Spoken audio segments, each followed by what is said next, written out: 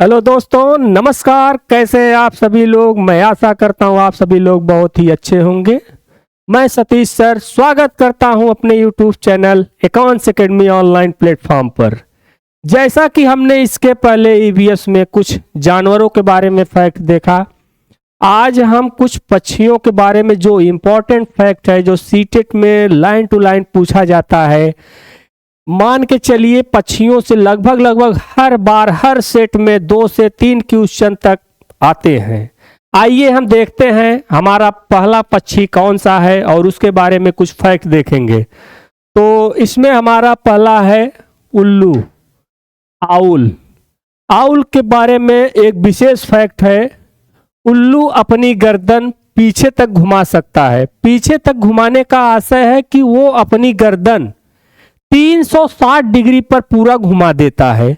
वैसे तो 360 तक कोई भी पक्षी अपना गर्दन नहीं घुमा सकता, 270 डिग्री से लेकर 360 डिग्री तक उल्लू अपनी गर्दन पीछे तक घुमा लेता है। उल्लू से सबसे इंपॉर्टेंट फैक्ट यही है कि अपनी गर्दन वह पीछे तक घुमा सकता है। और दूसरा पक्षी हमारा है मैना। मैने के बारे में विशेष फैक्ट यह है कि यह अपनी गर्दन झटके से घुमाता है। उल्लू में और मैने में यही थोड़ा सा अंतर है कि उल्लू अपनी गर्दन पीछे तक घुमा देता है, यानी कि 360 डिग्री पूरी अपनी गर्दन रोटेट कर देता है। लेकिन मैने के बारे में जो फैक्ट है वह अपनी गर्दन झटके से घुमाता है। आप ये चीजें दोनों में याद रखेंगे कि मैना जो है अपनी गर्दन झटके से आगे पीछे कर सकती है। और अगला पक्षी हमारा है चील, बाज और गिद्ध। चील, बाज और गिद्ध मनुष्यों की तुलना में वो 4 गुना अधिक देखते हैं। वो अपनी शिकार ऊंचाइयों से जमीन पर एकदम आसानी से और क्लियर देख सकते हैं। बाज चील के पूंछ में खांचे वाली होती है, यानी उनकी पूंछ जो है खांचे नुमा कटी हुई होती है, जिससे वह अपनी दिशा को क्लियर करते हैं कि किस तरफ उन्हें घूमना है, उसी से वो जो है अपना रोटेट कर लेते हैं। गिद्ध जो है मरे हुए जानवरों को खाकर जो कि पर्यावरण को शुद्ध रखता है। ये गिद्ध के बारे में फैक्ट है, ये आप इसे ध्यान में रखेंगे।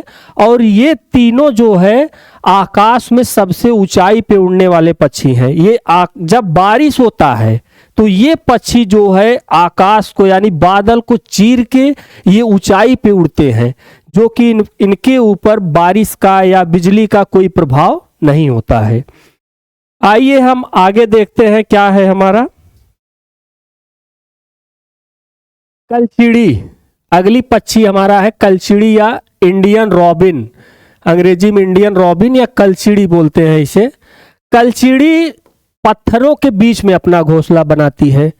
पत्थरों के बीच, सड़कों के किनारे या कहीं आप देखेंगे पहाड़ों पे या कोई ऊंचे टीलों पे इनका घोंसला पाया जाता है। जहां पे मजबूती हो वो अपना घोंसला जो पत्थरों के बीच में बनाते हैं। इनके घोंसले में पौधों की नाजुक टहनी, जड़, ऊन, बाल और रुई बिछी हुई होती है। अपना घोंसला वो सुरक्षित बनाने के लिए, नरम बनाने के लिए वो उसमें नाजुक टहनी, जड़ें, ऊन, बाल आदि चीजें बिछाती हैं। यह छोटे छोटे कीड़े खाती हैं। इनकी चोंच अंदर से लाल होती है। ये चीजें जो है पूछी जाती हैं सीटेट में कि इंडियन रॉबिन या कलचिड़ी की जो चोंच होती है अंदर से किस कलर की होती है, तो वो उनकी अंदर से चोंच जो है लाल होती है। आप इसे ध्यान में रखेंगे। अगला पक्षी हमारा है कौवा यानी क्रो। कौवे के बारे में विशेष फैक्ट है, उनके घोंसले से जो है विशेष फैक्ट पूछा जाता है। उनके घोंसले में क्या चीजें इस्तेमाल करती है कौवे जो है, वो चीज इससे पूछा जाता है। जैसे कौवे के घोंसले में लोहे की तार, लकड़ी की टहनियां आदि चीजें पाई जाती हैं। और कौवे का घोंसला वृक्ष के सबसे ऊंचाई पे होता है। कौवे की घोंसला जो है वृक्ष के सबसे ऊंचाई पे होता है, ताकि और कोई शिकारी पक्षी उनकी घोंसले तक न पहुंच सके।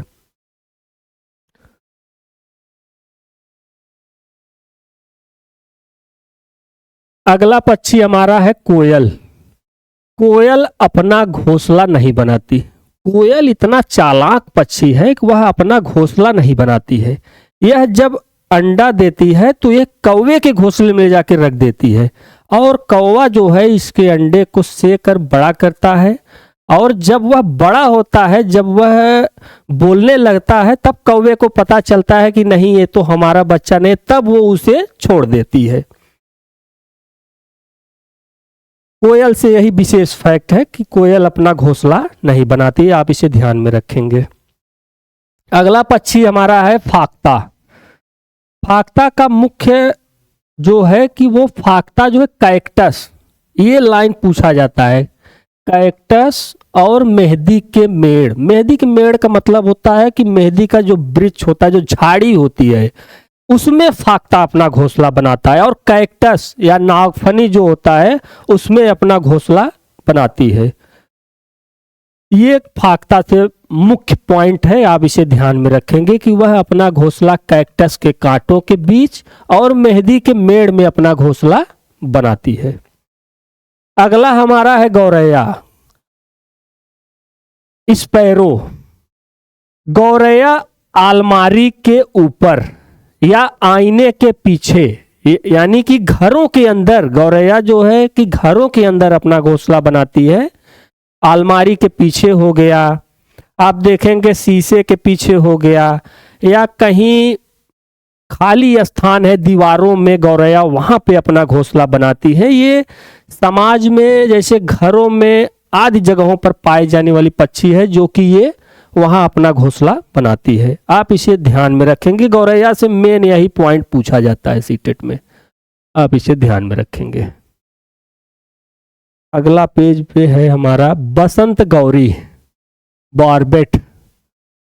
बसंत गौरी, बसंत गौरी गर्मियों में टुक टुक टुक टुक ये आवाज करती हैं, मतलब इसी से पता चलता है कि गर्मियों में टुक टुक की आवाज करती है। वो आवाज आती कहां से है?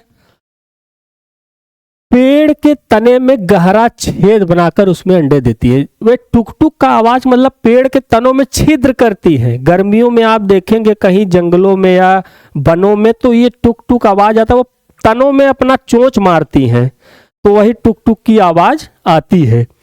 और ये तनों में गहरा छेद करती हैं और वहीं पे अपना अंडा देती हैं। और वो छिद्र जब करती हैं तो उसी से उनका एक नाम और गांव में भी बोला जाता है, जिसे खटफोड़वा या आदि नामों से भी जाना जाता है। अगला पॉइंट हमारा है कबूतर। कबूतर से कोई विशेष फैक्ट नहीं है, आप ध्यान में रखें, जैसे गौरैया से है वैसे कबूतर भी होता है। कबूतर पुराने मकान या खंडहर में अपना घोंसला बनाते हैं। कबूतर देखेंगे कहीं घरों में या कहीं मकान टूटा फूटा या खंडहर है उसमें अपना घोंसला बनाते हैं ये। और कबूतर का जो आंख होता है और जो चोंच होता है आप देखेंगे वो गुलाबी रंग का होता है, आप इसे ध्यान में रखेंगे।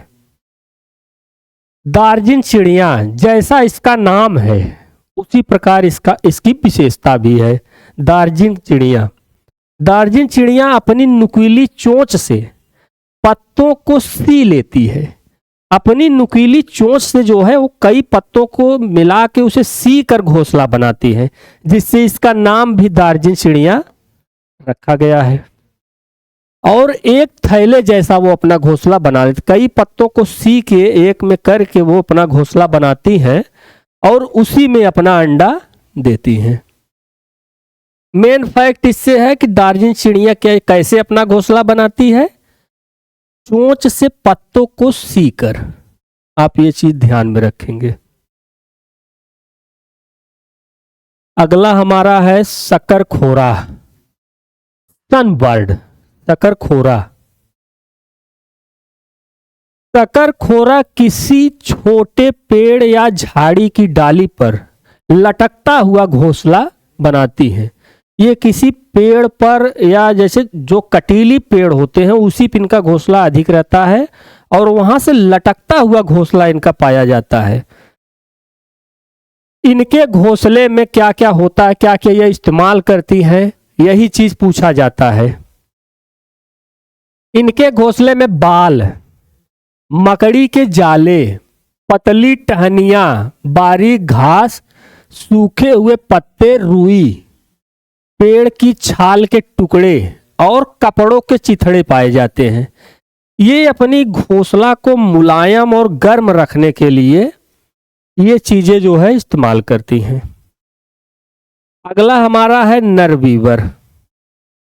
नर बीवर पक्षी अपने घोंसले को बनाते समय, जैसे नर बीवर जब अपना घोंसला बनाता है, जैसे इसमें जो मादा बीवर पक्षी होती है वो अपना घोंसला नहीं बनाती है। नर बीवर पक्षी जो होता है वो घोंसला बनाता है और एक साथ कई घोंसले बनाता है, और मादा बीवर उसका चुनाव करती है। जो घोंसला उसको अच्छा लगता है वो अंडा उसी में देती है। तो मादा बीवर उन सभी घोंसलों को देखती है और जो घोंसला सबसे ज्यादा पसंद आता है उसी में वह अपना अंडा देती है। आप ये ध्यान में रखेंगे कि जो बीवर पक्षी है उसमें घोंसला बनाने का काम नर बीवर पक्षी का होता है और मादा बीवर पक्षी सिर्फ उसका चुनाव करती है। पक्षियों के बारे में जो विशेष फैक्ट है, जैसे कि पक्षियों के बारे में, जैसे कि ये रहते कहाँ हैं, ये देखते कैसे हैं, ये सभी फैक्ट है कुछ हम आपको दे रहे हैं, आप देख लीजिए। पक्षी केवल अंडे देने के लिए घोंसला बनाता है।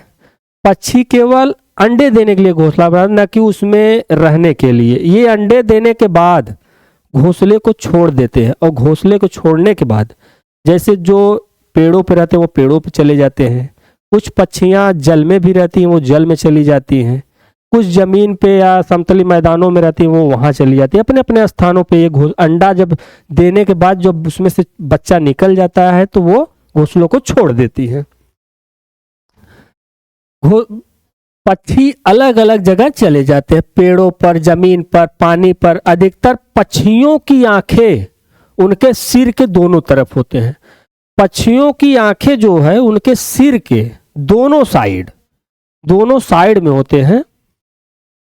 पक्षी एक ही समय में दो अलग अलग चीजों को एक साथ देख लेते हैं, यानी कि वो अलग अलग, मतलब कि जैसे एक आंख से दूसरी वस्तु और एक आंख से दूसरी वस्तु को वो देख सकते हैं,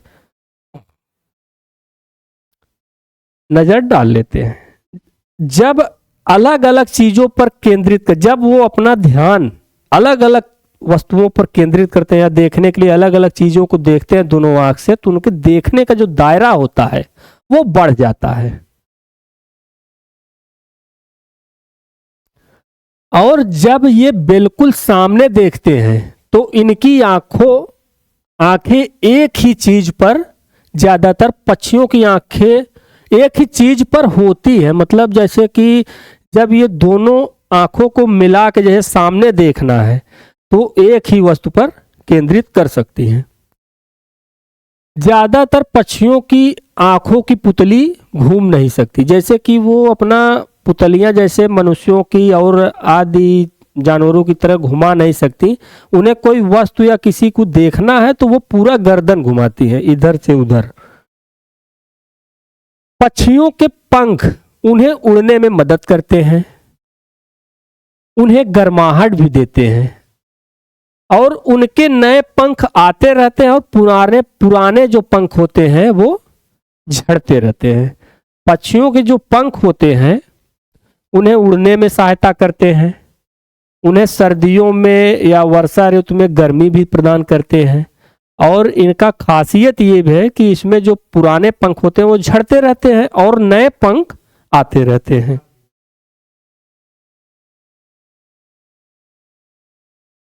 कुछ पक्षी अलग अलग खतरों के लिए अलग अलग आवाजें निकालते हैं।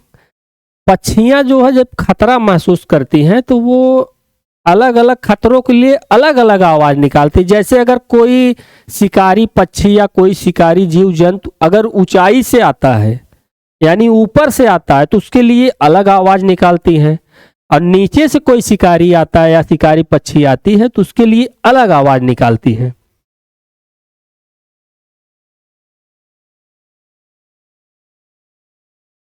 पक्षियों के कान दिखाई नहीं देते हैं, इनके सिर के दोनों तरफ छोटे छोटे छिद्र पाए। सिर के दोनों तरफ देखेंगे आप, छोटे छोटे छिद्र होता है जो बालों से ढका रहता है। और जिनके कान अंदर की तरफ होते हैं यानी छिद्र नुमा होते हैं, वो जो है अंडे देने का कार्य करती, ना कि वो सीधे बच्चे देती हैं। और इन्हीं की मदद से वो सुनते हैं। जो छिद्र होता है, पक्षियां उन्हीं की मदद से आवाजों को सुनती हैं।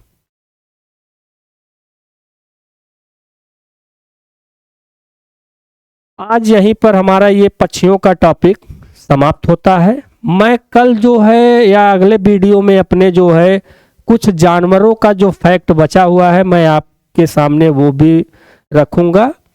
और चलिए तब तक धन्यवाद, मिलते हैं नेक्स्ट वीडियो में। जय हिंद, जय भारत।